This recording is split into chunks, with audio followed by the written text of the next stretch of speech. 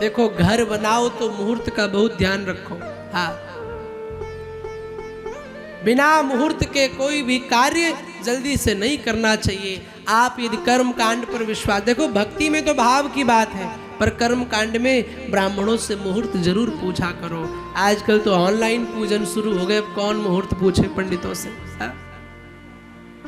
शास्त्र कहता है घर किस महीने में बनाना चाहिए, तो कहा चैत्र व्याधि मवाप्नोति यो ग्रहम कार्य यो नरः वैशाखे धेनु रत्नानि ज्येष्ठे मृत्यु तथैव च। चैत्र में अगर नया घर बनवा रहे हैं तो घर में बीमारियां बनी रहेंगी, इसलिए चैत्र के महीने में घर मत बनाओ। वैशाख में अगर घर बना रहे हैं तब बहुत सुंदर है, शुरुआत कर रहे हैं। देखो पुराना कंस्ट्रक्शन है तब कोई बात नहीं, पर नया बनाओ तो अगर वैशाख में बनाओगे तो बहुत सुंदर रत्न और गाय इत्यादि यानी भगवान की कृपा बनी रहेगी। लेकिन जेठ में बनाओगे तो उसमें किसी न किसी की मृत्यु होने की शंका रहती है,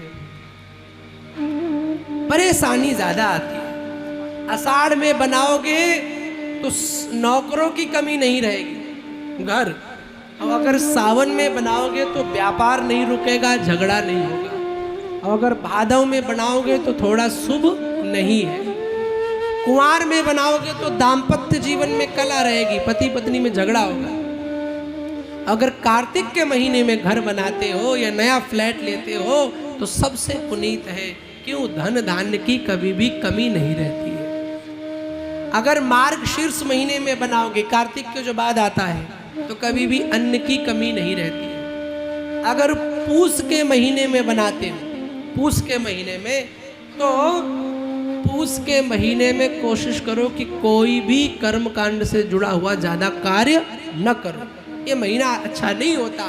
नया वाहन मत खरीदो, घर मत खरीदो, कोई काम पूस में मत करो। माघ के महीने में, फरवरी के टाइम जब बनाओगे तो धन का आगमन होगा, वो आपका यश बढ़ेगा। अब फाल्गुन के महीने में बनाओगे तो उस घर में जो बच्चे पैदा होंगे वो आपका नाम रोशन करेंगे। तो ऐसा मुहूर्त देख करके घर बनाओ। ये बात पद्म पुराण में लिखी हुई है, वही मैं आपको बता रहा हूँ। पर आजकल तो 12 महीनों के किसी को नाम नहीं पता होंगे, मुहूर्त की बात छोड़ो।